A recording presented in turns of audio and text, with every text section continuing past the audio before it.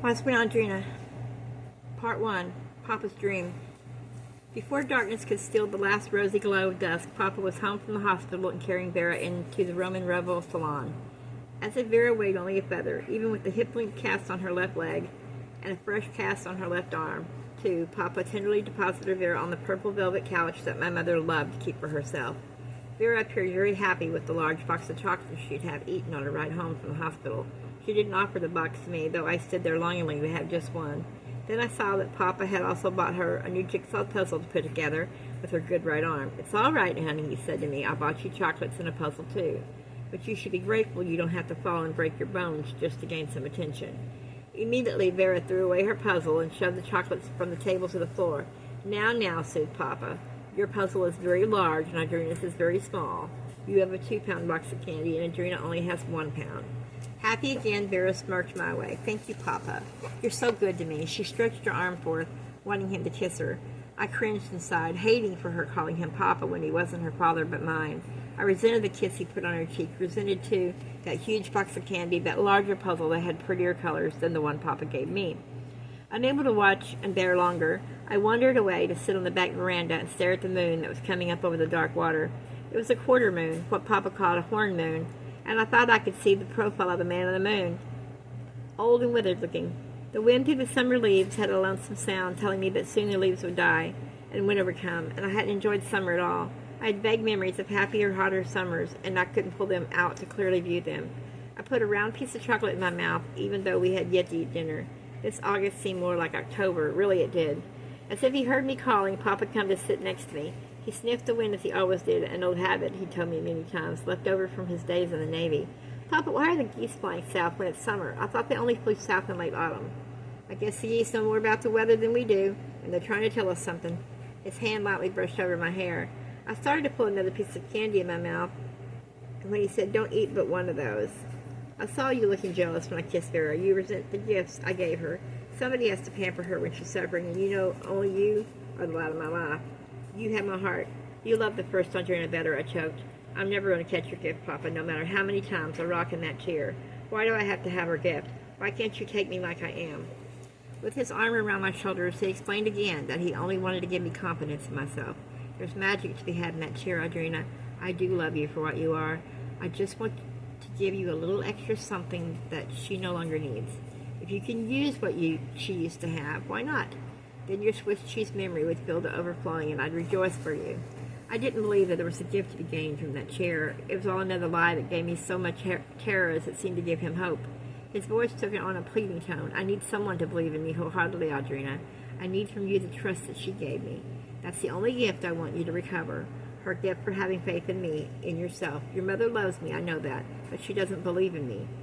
Now that my first Audrina is gone, I'm depending on you to give me what once made me feel clean and wonderful.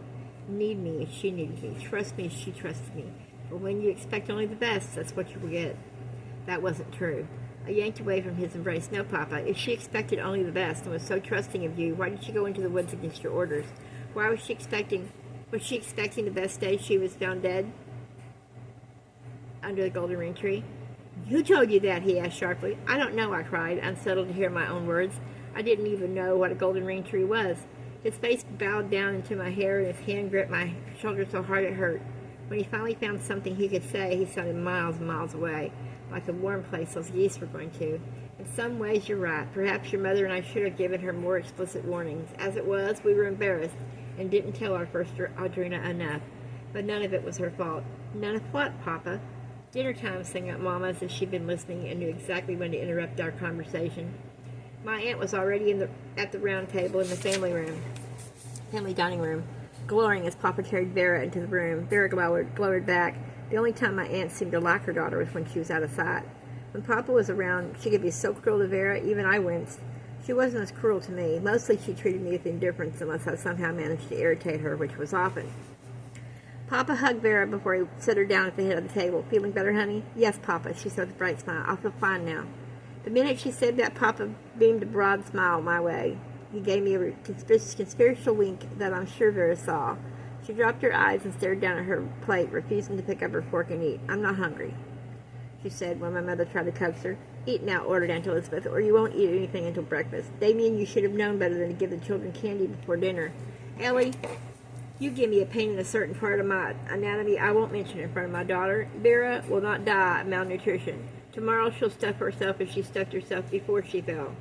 He reached to squeeze Vera's pale, long fingers. Go on, darling, eat. Show your mother you can hold twice as much as she can. Vera began to cry. How awful, Papa, to be so cruel. After dinner, just like Mama did, I ran upstairs and threw myself on my bed and really bawled. I wanted a simple life with firm ground beneath my feet. All I had was quicksand. I wanted parents who were honest, consistent from day to day, not so changeable I couldn't depend on their love to last for longer than a few minutes. An hour later, the corridor resounded with Papa's heavy tread. He didn't bother to knock, just threw open the door so hard the latch banged into the plastered wall and made another nick. There was a key in the lock, which I never dared to use, fearful he would kick my door down if I did. Papa strode to my room wearing a new suit he'd changed into since dinner time, telling me he and Mama were going out. He showered and shaved again, and his hair felt soft, fell in soft waves, perfectly molded to his skin.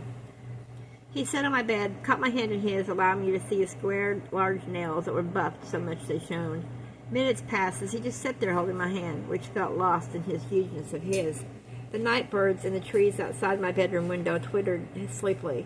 The little clock on my night table said 12 o'clock, but it wasn't the real time.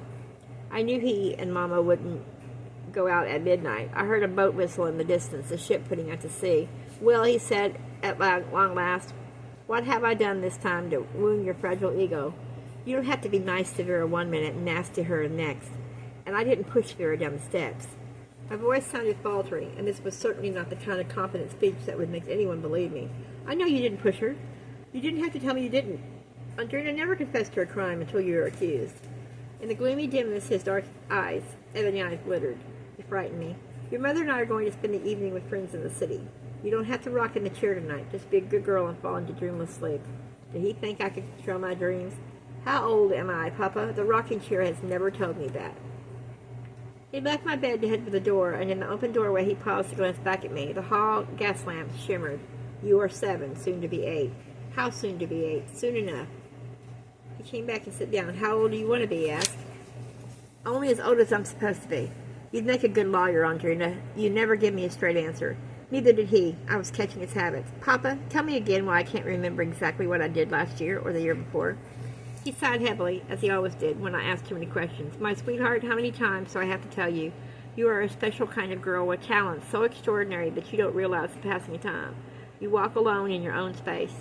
I already knew that. I don't like my own space, Papa. It's lonely where I walk. I want to go to school like Vera does. I want to ride on the yellow school bus. I want friends to play with, and I can't remember ever having a birthday party.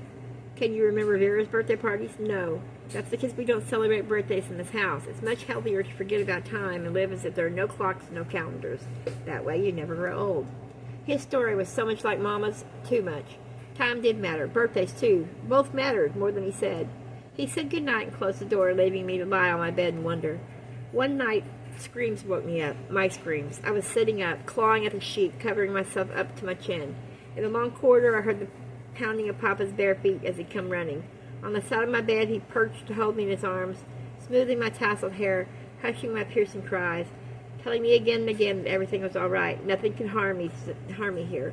Soon I fell asleep, safe in his arms. Morning light woke me, and Papa was in the doorway, smiling broadly, almost as if he'd never left me alone. Sunday morning, love, time to rise and shine. Put on your Sunday clothes, and we'll be off. I stared at him, sleepy-eyed and disoriented. Was it only last week that Vera broke her leg? Or was it much, much longer? It was a question I put to Papa. Darling, you see what I mean? It's December now. In 5 days it'll be Christmas. Don't tell me you've forgotten. But I had. Time had such a ability when it came to fleeting past me. Oh, God, what Vera said about me had to be true. I was vacant-headed, forgetful, perhaps brainless. Papa, why do you and Mama let everyone in church believe Vera's your daughter, not Aunt Elizabeth's? We don't have time for that kind of discussion now, Audrina. Besides, I've told you many times before how your aunt went away for almost 2 years and come back with a 1-year-old daughter. Of course, she was expecting to marry Vera's father. We wouldn't let anyone know a white friend had given birth out of wedlock. It is such a crime to pass Vera off as our own and save your aunt from a disgrace. This isn't New York City, Audrina. We live in the Bible Belt, where good Christians are supposed to abide by the rules of the Lord. Vera belonged to some nameless man, and my father was generous and was doing the decent thing, and I was his one and only living daughter. Vera liked to pretend he was her father, but he wasn't. I'm so glad I'm your only daughter, who's alive. He stared at me blankly for a moment, his full lips thinning. I'd been told many a time that eyes were the windows of the soul, so I ignored his lips as I studied his dark, shuttered eyes. Your mother hasn't said any differently, has she? No, Papa, but Vera has. Suddenly he laughed and hugged me so tight against his chest that my ribs ached afterwards. What difference does it make what Vera says? Of course she wants me to be her father. After all, I'm the only father she's ever known. And if all the others think Vera is your mother's child, let them think what they will. There isn't a family anywhere without skeletons in its closets. Our skeletons are no worse than anyone else's. Besides, wouldn't the world be a boring place if everyone knew all there was to know about everyone? Mystery is the spice of life. That's what keeps people living on, hoping to uncover all the secrets they can.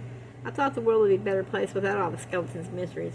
My world would be a perfect place if only everyone in my home knew how to be honest.